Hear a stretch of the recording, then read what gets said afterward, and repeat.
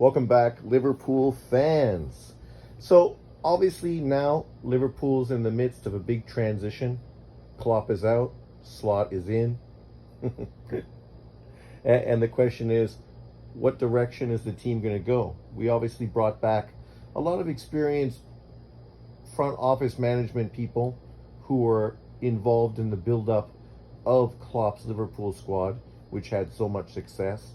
Obviously, bringing them back to the front to help lead this Liverpool team, take a lot of that responsibility out of Slot's hands and allow him just to focus on the team and winning is obviously going to be much easier, and much easier for him to focus, especially being a new man on a new team.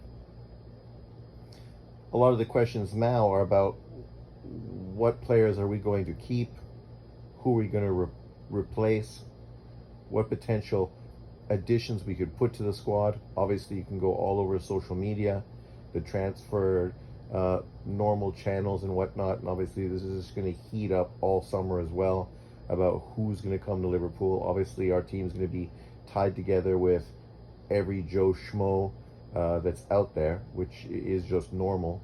Already we're getting tied together, obviously, with all of the players from Slot's team, current team that he was just coaching, which is probably unlikely that we're going to get any of those players. When we think about the current squad, obviously a few areas we can definitely put some effort into would be the defensive back line. Obviously, Matip is on his way out. Van Dijk is obviously a stalwart, but he's getting older. Konate is a great young player, but consistently injured. The young English guy has been a breath of fresh air, but it's a lot of responsibility to put on a young kid like him to be a part of a back two that's going to be the team that wins the Premier League.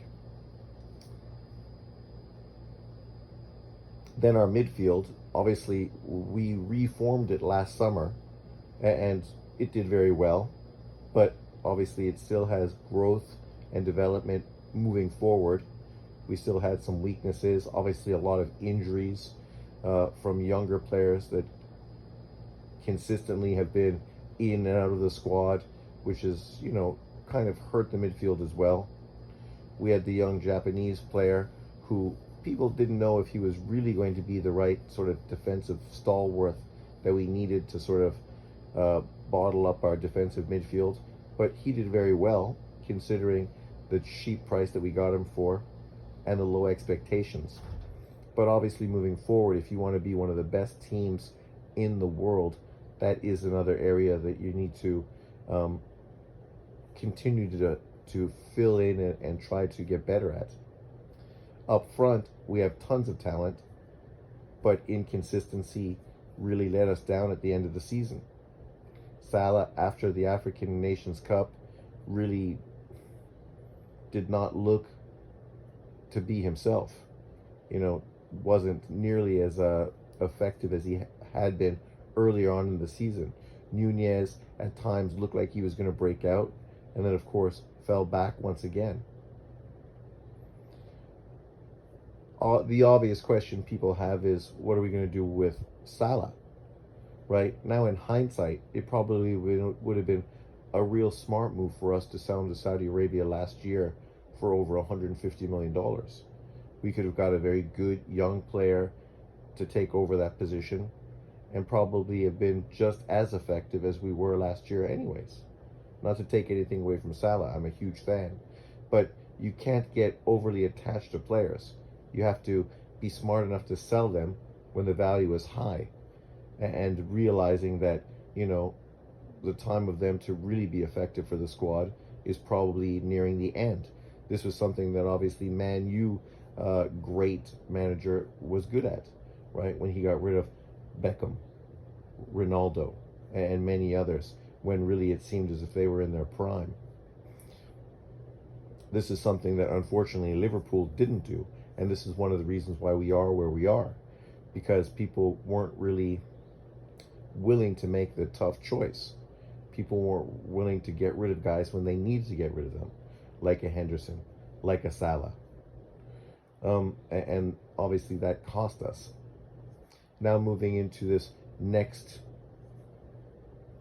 version of Liverpool, people are going to need to make these moves. And I think it starts best with getting rid of Salah, bringing in some youth on that side, which potentially could benefit the front line overall, just with the defensive tenacity, maybe just a different kind of attitude as far as what he brings with the team. I'm not taking anything away from Salah. I have no idea what he's really like, with his team. But obviously, there's a generational gap between those players. Now you're getting a new manager, is probably the perfect time to bring in somebody new, somebody that could easily adapt to a new system. Obviously, we're going to have tons of questions, and it's going to be really interesting to see what squad we end up putting on the field to start the year. I'm excited. As a Liverpool fan, I don't look at this as a negative. I look at it as a new beginning, and I'm excited about it. I'm a huge Klopp fan, but as I said, sometimes you need to make hard decisions. Fortunately for Klopp, he made that decision on his own. Obviously, last year with the unfortunate performances that Liverpool had, people were looking to push him out the door last year. He came back, got us to Champions League, brought in a new midfield, developed a lot of young players who show a lot of potential. So now we get a new manager, to take over, and hopefully he can take what Klopp has developed and move forward with it. And you never know what's going to happen, what kind of chemistry, what kind of fission is going to happen to potentially move Liverpool even farther forward next year, which is my optimistic perspective of this thing, because I'm an optimist and I look at how things potentially could be better, and obviously to get better sometimes change is necessary. So this is one of the changes we needed, and we'll be obviously all glued to our TVs and our computers and our phones over the next few months to see what other changes are going to be happening. And I have faith that by the beginning of the year, I'm going to be pretty excited about the team that Liverpool puts on the field. Let me know what you think. What changes do you think Liverpool needs to make in the summer? And what players potentially do you think would be great additions to the squad? Obviously, this is going to be non-stop, right? But, that's why a lot of those channels that consistently push out this fake news to get people to watch them, I'm not going to do much of that. I'm mostly going to be giving my opinion and my perspective. And obviously that's not going to be talking about for sure who's going to be signing with Liverpool moving into the next year, because I don't know.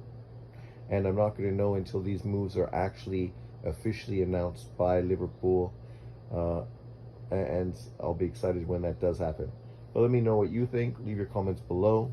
Thanks for all new subscribers to my channel. Remember to like, subscribe, and please share.